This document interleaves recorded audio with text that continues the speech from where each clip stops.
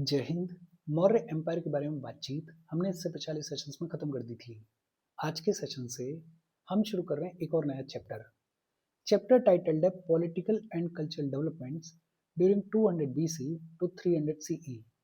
200 BC से लेके 300 CE के बीच में कौन कौन से पॉलिटिकल डेवलपमेंट्स देखने को मिले और कौन कौन से कल्चरल डेवलपमेंट्स देखने को मिले, इन सभी चीज़ों के बारे में इस चैप्टर में हम पढ़ेंगे, बातचीत करेंगे। बेसिकली हम बात करेंगे पोस्ट मॉडर्न एज के बारे में।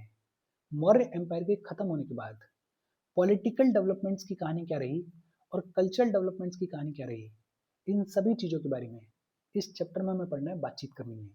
आज के सेशन में हम बात करेंगे political history of north India के बारे में। नॉर्थ इंडिया के अंदर इस पोस्ट मॉडर्न एज के दौरान पॉलिटिकल हिस्ट्री की कहानी क्या रही, उस सब के बारे में अब हम पढ़ेंगे, बातचीत करेंगे। इसी political history of north India के अंदर हम बात करेंगे सुंगा डायनेस्टी के बारे में और पढ़ेंगे कनव डायनेस्टी के बारे में। इन सभी चीज़ों के बारे में आज हम पढ़ेंगे, बातचीत करेंगे। देखो शुरू करते हैं।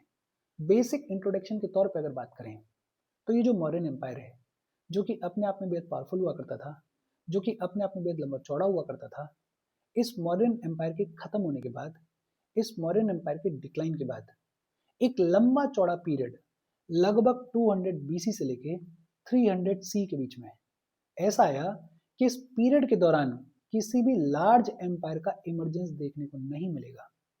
मौर्य एम्पायर जो कि अपने आप में बेहद पावरफुल हुआ करता था, जो कि अपने आप में बेहद लंबा चौड़ा हुआ करता था, इस मौर्य एम्पायर के डिक्लाइन होने के बाद, इस मौर्य एम्पायर के खत्म होने के बाद एक लंबा चौड़ा पीरियड लगभग 200 BC से लेके 300 CE के बीच में ऐसा आया कि इस पीरियड के दौरान किसी भी लार्ज एम्पायर का इमरजेंस देखने को नहीं मिलेगा। लेकिन इस पीरियड के दौरान कई सारे हिस्टोरिकल डेवलपमेंट्स देखने को मिले, कई सारे पॉलिटिकल डेवलपमेंट्स देखने को मिले और कई सारे कल्चरल अचीवमेंट्स देखने को मिले। इस पीरियड के दौरान कई सारे नोटेबल चेंजेस देखने को मिले। फॉर एग्जाम्पल, पॉलिटिकल फोकस जो है वो मगध से शिफ्ट हो जाएगा और मगध से शिफ्ट होके नॉर्थ वेस्टर्न इंडिया की तरफ आ जाएगा। मौर्य एम्पायर के दौरान पॉलिटिकल फोकस जो है वो मगध के इर्द गिर्द घूमता था।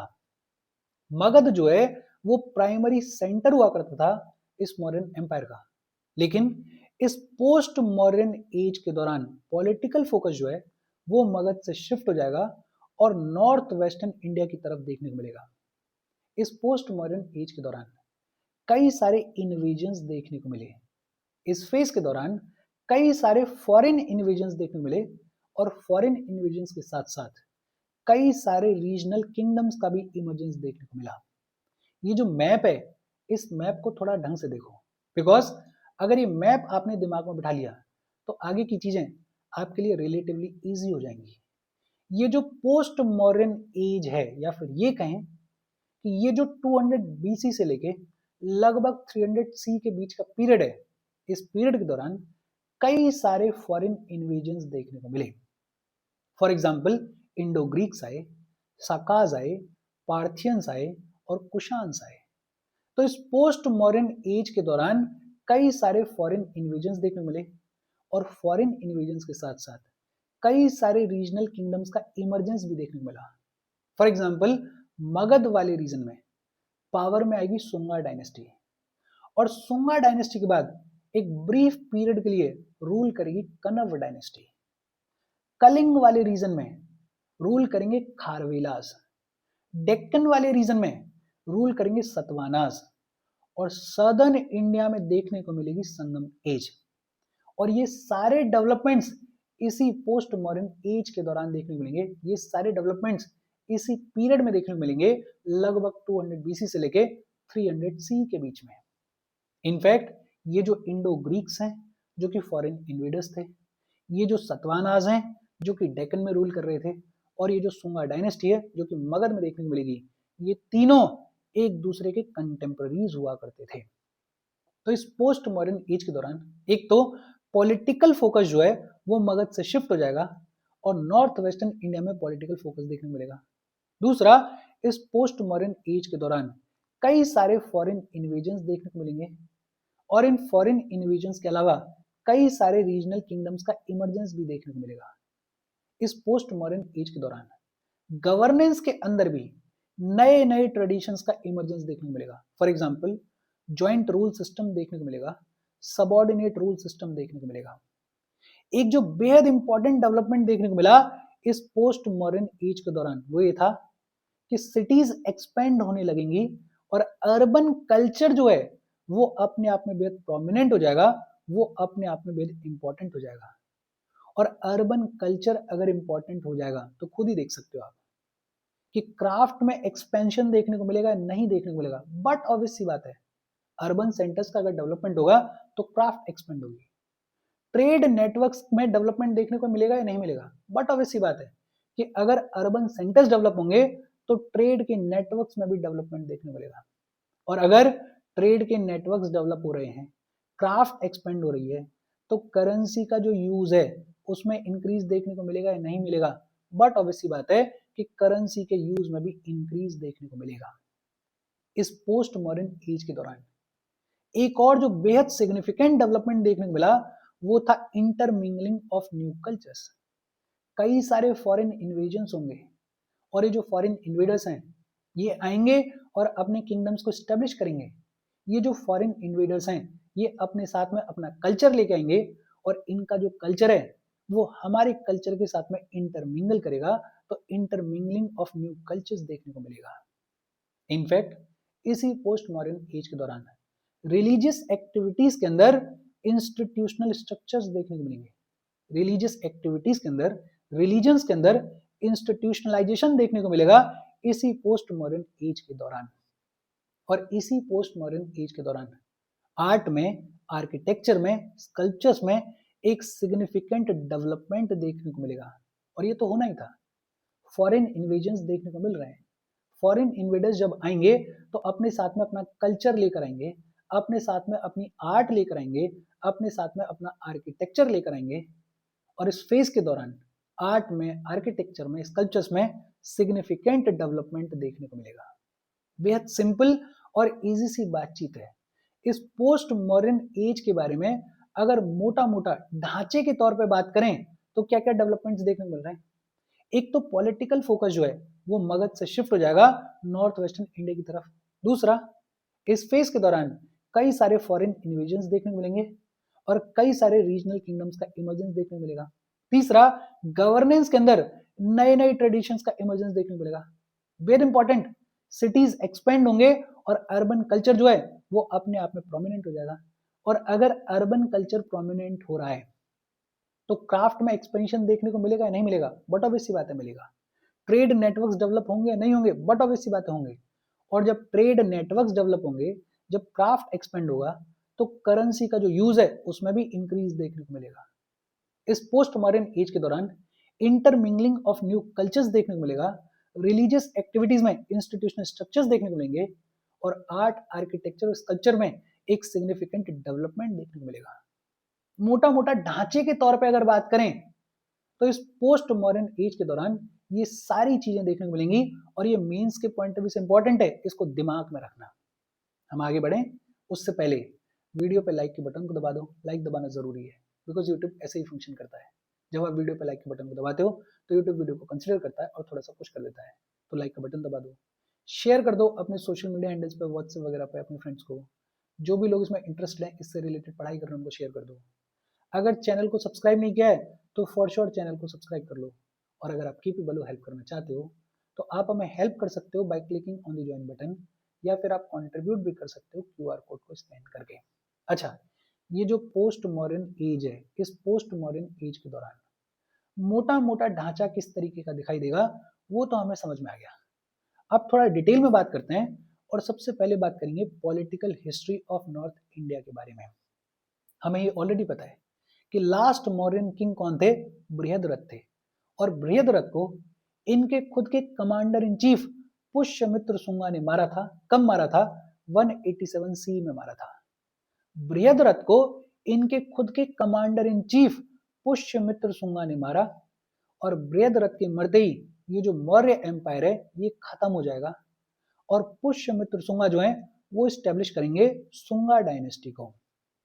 पुष्यमित्र शुंगा जो है वो स्टेब्लिश करेंगे शुंगा डायनेस्टी को। हालांकि पुष्यमित्र शुंगा का ये जो एम्पायर हुआ करता था ये सिर्फ और सिर्फ अर्स्टवाइल मौर्य एम्पायर वाले रीजन में देखने को मिलता था, जैसे पाटलिपुत्र में देखने को मिलता था, अयोध्या में देखने को मिलता था, विदिशा में देखने को मिलता था और पंजाब के कुछ हिस्सों में देखने को मिलता था।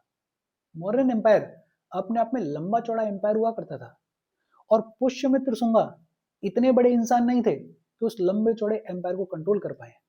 तो पुष्यमित्र शुंगा का ये जो एम्पायर है ये सिर्फ और सिर्फ अर्स्टवाइल मौर्य एम्पायर वाले रीजन्स में देखने को मिलता था। ये जो शुंगाज हैं ऐसा माना जाता है कि ब्राह्मण्स हुआ करते थे। तो ये जो शुंगाज हैं ये ब्राह्मण्स हुआ करते थे और ये जो शुंगाज हैं इनका मेंशन ब्राह्मणिकल टेक्स्ट में भी देखने को मिलता है और बुद्धिस्ट टेक्स्ट में भी देखने को मिलता है। ये जो शुंगाज हैं ये ब्राह्मण्स हुआ करते थे और इनका मेंशन ब्राह्मणिकल टेक्स्ट में भी देखने को मिलता है और बुद्धिस्ट टेक्स्ट में भी देखने को मिलता है। फॉर एग्जाम्पल हर्षचरित है, बृहद अर्यंक उपनिषद है, बृहद अर्यंक उपनिषद में ये जो शुंगाज हैं इनका मेंशन देखने को मिलता है। पनिनी की अष्टधाई में भी ये जो शुंगाज हैं इनका मेंशन देखने को मिलता है। कालिदास के मालविका अग्निमित्रम में भी ये जो शुंगाज हैं इनका मेंशन देखने को मिलता है और दिव्य वंदना में भी इनका मेंशन देखने को मिलता है। तो ब्राह्मणिकल टेक्स्ट के अंदर और बुद्धिस्ट टेक्स्ट के अंदर दोनों के अंदर ये जो शुंगाज है इनका मेंशन देखने को मिलता है। लगभग 112 साल तक टोटल 10 शुंगा रूलर्स जो हैं वो रूल करेंगे। वेरी सिंपल और इजी सी बातचीत है। लास्ट मौर्यन किंग कौन थे? बृहद्रथ। बृहद्रथ को इन्हीं के commander in chief Pushyamitra Shunga ने मारा और शुंगा डायनेस्टी को स्टैब्लिश किया। ये जो शुंगाज हैं ये ब्राह्मण्स हुआ करते थे। इनका मेंशन ब्राह्मणिकल टेक्स्ट में भी देखने को मिलता है और बुद्धिस्ट टेक्स्ट में भी देखने को मिलता है। लगभग 112 साल तक ये जो शुंगा डायनेस्टी है ये रूल करेगी और टोटल 10 शुंगा रूलर्स देखने को मिलेंगे। इस शुंगा डायनेस्टी के बारे में अगर डिटेल में बात करें तो सबसे पहले बात होती है पुष्यमित्र शुंगा के बारे में, और एक तो हमें ऑलरेडी पता ही है, Pushyamitra Shunga is the founder of Shunga dynasty. Pushyamitra Shunga जो है वो शुंगा डायनेस्टी के फाउंडर हैं। प्रीवियसली ये मौर्यन आर्मी के अंदर कमांडर इन चीफ हुआ करते थे। ये जो पुष्यमित्र शुंगा हैं ये 2 अश्वमेध परफॉर्म करेंगे और अश्वमेध परफॉर्म करेंगे ये अपने आप में सिग्निफिकेंट है। सिग्निफिकेंट क्यों है? अश्वमेध क्या दिखाता है? अश्वमेध दिखाता है कि पुष्यमित्र शुंगा जो है वो वैदिक रिलीजन को एक बार फिर से रिवाइव करेंगे। पुष्यमित्र शुंगा जो है वो ब्राह्मणिकल रिचुअल्स को एक बार फिर से रिवाइव करेंगे। ये जो मौर्यन एम्पायर हुआ करता था इस मौर्यन एम्पायर के अंदर बुद्धिज्म का डोमिनेंस देखने को मिलता था। जो ब्राह्मणिकल रिचुअल्स हैं वो बैकसीट पे थे। बुद्धिज्म का डोमिनेंस देखने को मिलता था और बुद्धिज्म जो है वो लंबे चौड़े रिचुअल्स को डिनाउंस किया करता था, इनके फेवर में नहीं हुआ करता था। लेकिन पुष्यमित्र शुंगा जो कि एक ब्राह्मण हुआ करते थे वो 2 अश्वमेध परफॉर्म करेंगे और 2 अश्वमेध परफॉर्म करेंगे ये क्या सिग्निफाई करता है कि पुष्यमित्र शुंगा जो है वो एक बार फिर से वैदिक रिलीजन को रिवाइव करेंगे। वो एक बार फिर से ये जो ब्राह्मणिकल रिचुअल्स हैं इनको रिवाइव करेंगे। पुष्यमित्र शुंगा ने 2 अश्वमेध परफॉर्म किए। इनकी जानकारी कहां से मिलती है? इनकी जानकारी मिलती है अयोध्या के स्टोन इंस्क्रिप्शंस के ऊपर। इनफैक्ट कालिदास का जो मालविका अग्निमित्रम है उसमें बात की गई है कि पुष्यमित्र शुंगा और यजनासेन जो कि विदर्भ के राजा हुआ करते थे, इन दोनों के बीच में कॉन्फ्लिक्ट था। पुष्यमित्र शुंगा और यजनासेन के बीच में कॉन्फ्लिक्ट था, लेकिन मालविका अग्निमित्रम में यह भी बताया गया है कि शुंगाज ने ये जो विदर्भ के राजा हैं इनको हरा दिया था। ये जो पुष्यमित्र शुंगा हैं इन्होंने इंडो ग्रीक किंग डिमेट्रियस को भी हराया था और ये भी अपने आप में इंपॉर्टेंट है। इंडो ग्रीक किंग डिमेट्रियस को भी पुष्यमित्र शुंगा ने हराया था। और ये जानकारी कहां से मिलती है?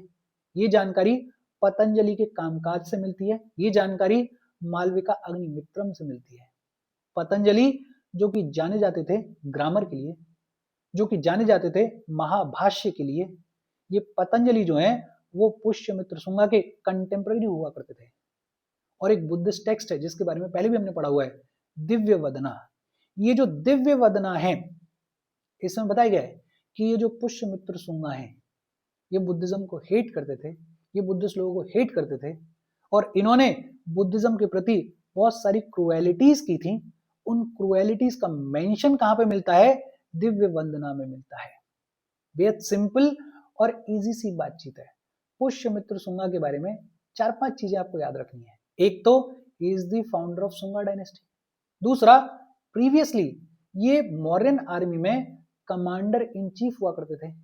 बेहद इंपॉर्टेंट चीज क्या है कि पुष्यमित्र शुंगा ने 2 अश्वमेध परफॉर्म किए, और ये क्या सिग्निफाई करता है कि पुष्यमित्र शुंगा ने जो वैदिक रिलीजन है, या फिर ये कहें कि जो ब्राह्मणिकल रिचुअल्स हैं, उनको एक बार फिर से रिवाइव किया। ये जो पुष्यमित्र शुंगा हैं, इन्होंने इंडो ग्रीक किंग डिमेट्रियस को भी हराया था। पतंजलि इनके कंटेम्पररी हुआ करते थे। पतंजलि जो कि महाभाष्य के ऑथर हैं, और दिव्य वदना में बताया गया है कि जो पुष्यमित्र शुंगा हैं, ये बुद्धिज्म को हेट करते थे, ये बुद्धिस्ट लोगों को हेट करते थे।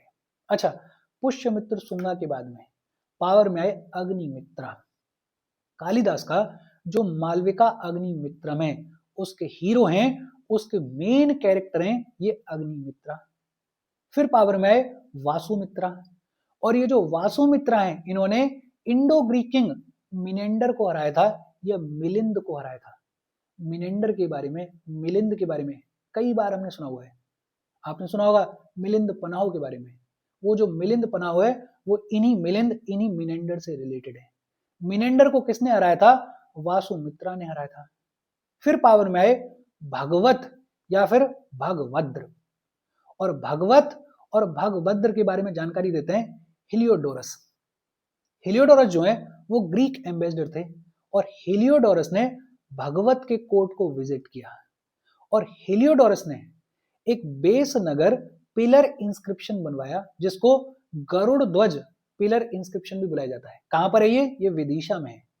और ये जो बेस नगर पिलर इंस्क्रिप्शन है, इसके ऊपर हेलियोडोरस बात करते हैं भगवत के बारे में, और बताते हैं कि भगवत जो है वो लॉर्ड कृष्णा के वर्शिपर थे, और भगवत ने वैष्णविज्म को अडॉप्ट किया था। और लास्ट शुंगा डायनेस्टी के रूलर कौन हुए? देवभूति। देवभूति को देवभूमि भी बुलाया जाता है, देवभूति को देवभूमि भी बुलाया जाता है। और ये जो देवभूति हैं, ये शुंगा डायनेस्टी के लास्ट रूलर थे। ये जो देवभूति थे, इनको इन्हीं के ब्राह्मण मिनिस्टर वासुदेव कनव ने मारा। वासुदेव कनव ने मारा देवभूति को। ये जानकारी कहां दी गई है? ये हर्ष चरित्र में दी गई है। और वासुदेव कनव जो है वो देवभूति को मारने के बाद कनव डायनेस्टी को स्टैब्लिश करेंगे। अच्छा, ये जो शुंगा एम्पायर हुआ करता था, इसका जो एक्सपेंशन सेंट्रल पार्ट्स में देखने को मिलता था। सेंट्रल पार्ट्स में ये जो शुंगा डायनेस्टी है, इसको रिप्लेस कौन करेंगे? इसको रिप्लेस सतवाहनास करेंगे। कनव डायनेस्टी कहां पे स्टैब्लिश की जाएगी? मगध में स्टैब्लिश की जाएगी, पाटलिपुत्र में स्टैब्लिश की जाएगी। और जो सेंट्रल पार्ट्स हैं, वहां पे सतवाहनास का रूल देखने को मिलेगा। देखो, टोटल तो हम बात कर रहे थे कि 10 शुंगा रूलर्स देखने को मिले, लेकिन इंपॉर्टेंट वंस की अगर बात करें तो पुष्यमित्र शुंगा जो है वो अपने आप में बेहद इंपॉर्टेंट है। अग्निमित्रा जो है वो इंपॉर्टेंट इसलिए है कि मालविका अग्निमित्रा में जो मेन कैरेक्टर है, वो जो हीरो हैं, वो यही अग्निमित्रा है। वासुमित्रा, इनके लिए एक लाइन याद रखो कि इन्होंने इंडो ग्रीक किंग मिनेंडर को हराया था। भगवत, ये इंपॉर्टेंट क्यों है? बिकॉज इनके कोर्ट को ग्रीक एम्बेसडर हेलियोडोरस ने विजिट किया था, और हेलियोडोरस ने विदिशा के अंदर बेस नगर पिलर इंस्क्रिप्शन को बनवाया था। और ये जो बेस नगर पिलर इंस्क्रिप्शन है, इसके ऊपर हेलियोडोरस ने बात की थी भगवत के बारे में। और देवभूति जो है वो शुंगा डायनेस्टी के लास्ट रूलर हुए। देवभूति को इन्हीं के ब्राह्मण मिनिस्टर वासुदेव कनव ने मारा था, और वासुदेव कनव ने इनको मारने के बाद कनव डायनेस्टी को स्टैब्लिश किया। और ये जो कनव डायनेस्टी है, इसको किसने स्टैब्लिश किया? इसको वासुदेव कनव ने स्टैब्लिश किया। वासुदेव कनव ने शुंगा डायनेस्टी के लास्ट रूलर देवभूति को मारा, और देवभूति को मारने के बाद कनव डायनेस्टी को स्टैब्लिश किया। हालांकि ये जो कनव डायनेस्टी है, ये बहुत ज्यादा इंपॉर्टेंट नहीं है। इनफैक्ट ये भी कह सकते हैं कि बिल्कुल भी इंपॉर्टेंट नहीं है। 2-3 चीजें याद रखनी है। एक तो ये जो वासुदेव कनव है, ऐसा माना जाता है कि ये ऋषि कनव के डिसेंडेंट थे। ऋषि कनव जिनका मेंशन ऋग्वेद में देखने को मिलता है, उन ऋषि कनव के डिसेंडेंट माने जाते हैं ये वासुदेव कनव। वासुदेव कनव जो है वो पाटलिपुत्र से रूल किया करते थे। ये जो कनव डायनेस्टी है, इसको डिस्क्राइब करते हुए शुंगा बृहत्स भी बुलाया जाता है। कनव लोगों को सुंगा बृहत्स भी बुलाया जाता है, और सुंगा बृहत्स का मतलब सर्वेंट्स ऑफ सुंगास, और इनको सर्वेंट्स ऑफ सुंगास बुलाया जा रहा है। तो आप समझ सकते हो कि ये जो डायनेस्टी है ये बहुत ज्यादा इंपॉर्टेंट नहीं हुआ करती थी। इनफैक्ट ये जो कनव डायनेस्टी है इसके बारे में कोई डिटेल्स भी नहीं मिलती है। रेफरेंस के तौर पे इनके बारे में बातचीत की गई है। लेकिन हाँ, ये जो वासुदेव कनव है, ऐसा माना जाता है कि ऋषि कनव के डिसेंडेंट हुआ करते थे। इनको डिस्क्राइब करते हुए सुंगा बृहत्स बुलाया जाता था, सर्वेंट्स ऑफ सुंगास बुलाया जाता था। जो लास्ट कनव रूलर हुए उनका नाम था Susharman. Susharman was the last Kanva ruler. ये जो सुशारमन है, ये जो लास्ट कनव रूलर हैं, इनको ओवरथ्रो किसने किया? इनको ओवरथ्रो किया सतवाना डायनेस्टी के सिमुखा ने। सतवाना डायनेस्टी के सिमुखा ने ये जो लास्ट कनव रूलर हैं इनको ओवरथ्रो किया। अच्छा, एक तरफ तो मगध में कहानी चल रही थी, और मगध में सबसे पहले सुंगा डायनेस्टी पावर में आई, और फिर सुंगा डायनेस्टी के बाद में एक ब्रीफ टाइम पीरियड के लिए कनव डायनेस्टी जो है वो मगध में देखने को मिलेगी।